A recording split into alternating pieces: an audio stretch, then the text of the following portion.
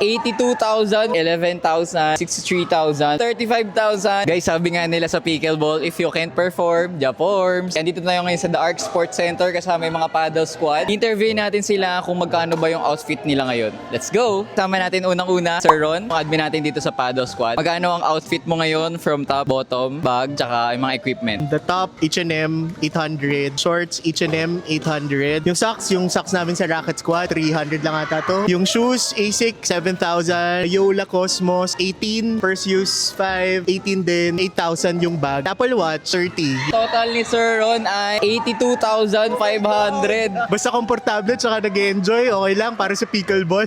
Hello, I'm Aljay. So, isa ako sa admin ng Paddle Squad. Yung suot ko, ito 450. H&M short, 800. Socks, 300. Then the shoes, 7,000. Then the paddles, pareho 16,500 each. Carbon paddles. Bag, 8,000. Ay, ito, this is 14K. 63,550. My name is Isaiah. T-shirt pati shorts bigay. 0. Sapatos ko 8,000. Paddle ko 5K. Bag ko from Uniqlo 1K. Apple Watch mo. 10K naka-sale. Total ni Idol ay 24,000. Reza po. Shirt ko po free. Skirt 700. Shoes 3K. Paddle Triton 5. 10-1. Watch ko 15 daw. Total ni Reza ay 28,900. 400 yung top. Skirt, free. Kasi kanya to. Shoes, 4K. Socks, 300. Paddle. 3K. Total ni Aika ay 7,700 lang. Sponsored kasi ng ano niya, ate niyang maganda. JC, damit, 1-2. Shorts, Anta, 900. Medyas, Uniqlo lang to, yung 3-4-500. Skechers na shoes, nasa 4-5. Yung book band ko, nasa 12K. Luz Pro 4 Inferno. Ginamit ko yung 10% ni Summer, 17K na lang. Original, 18,000. Total ni JC ay 35,750. Hello, I'm Kyrie. My shoes are Adidas. I think they're around 6K. My socks, I don't know where I got them, pero I'm guessing they would be about 500. Then my short, 1, 2.